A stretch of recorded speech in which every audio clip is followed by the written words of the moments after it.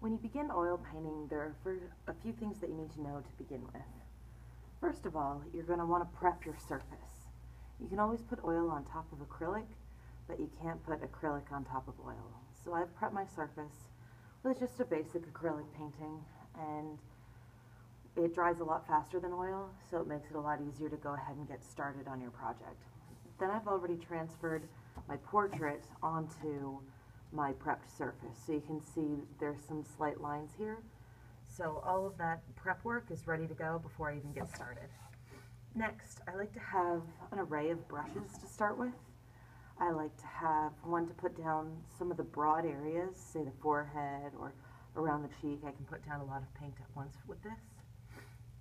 And then I can put down slightly smaller areas. I like this one. This is a filbert. You can see the edges are a little bit rounded, where that's a flat, an angled brush. And then I also like to have a detail brush for the really tiny spaces, say in the eyes or right around the nostrils or lips. And then this guy is kind of my cheat brush. Once I put everything down, I sort of manicure it with this fella, and he makes everything look smooth and organized. Careful with this though, because if you use one of these too much, it can look a little bit like a wax sculpture. Next thing I need before I can start painting is my paint.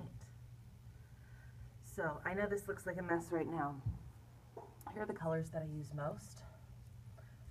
White, any mixing white, titanium white is just fine. If you're painting pale skin tones like mine, you're going to use a lot of Naples yellow to create sort of a peachy color with the Naples. I like to use cadmium red. That's this one right here. Then also I like to keep burnt sienna, which is this guy right here. He looks like the prettiest, reddest brown that you can find. The next colors that I like to use are sort of a little bit further down. Oh, also yellow ochre is really nice in pale skin tones. This is alizarin crimson. I use it anytime I'm using red. So you can see in this picture my lips are dark. That's because I'm wearing a lipstick.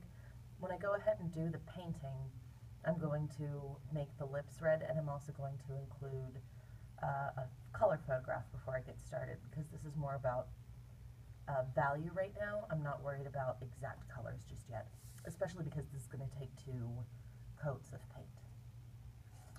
Then I like to have a burnt umber and a raw umber, and that's these 2 browns right here. Raw umber is a little bit warmer, and the burnt umber is a little bit drier almost in color. Also, because I have blue eyes, I like to use ultramarine. And with my eyes, a lot of times I mix it with either the cadmium yellow or the Naples yellow to sort of get a softer blue instead of just going straight to the white. Also, if I'm trying to get a very, very dark color, I don't like to use black. My 2 options instead of black are ultramarine and alizarin crimson. So if you think back to your colored pencil work, when we wanted the colored pencils to look very dark, instead of using black colored pencil, we used a blue and a red colored pencil for that, Tuscan red, and I think it was ultramarine. Anyway, the other option is to use the ultramarine with the raw umber, and that's going to give you a really rich dark black color as well.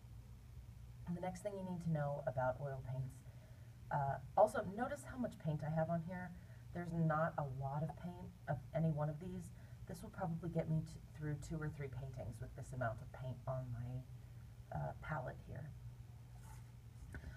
With oil paint, you never want to take your brushes to the sink and wash them out with water and soap. Never, never, never take these brushes to the sink. You always want to wipe as much of the paint out as possible with paper towels. So I've got plenty of extra paper towels over here. Always use lots and lots of paper towels when you're using oil paint, or a rag. And then this jar right here is full of paint thinner or mineral spirits. And that's what we're going to use to sort of either rinse out our brushes, or you can potentially use it to thin out your paint as well. And then the last thing that you need to know, and you can hardly see it on here because it's really clear, I have a little tiny bit of something called liquin. What Liquin does is thins out your paint a little bit and makes it go on a little bit smoother if it gets a little thick. Sometimes oil paints tend to dry just a touch. If you want them to go down a little bit smoother, you add a little bit of Liquin to your paint, and it helps it dry faster as well. That's everything that you need to get started. In the next video, we'll talk about how to start applying paint.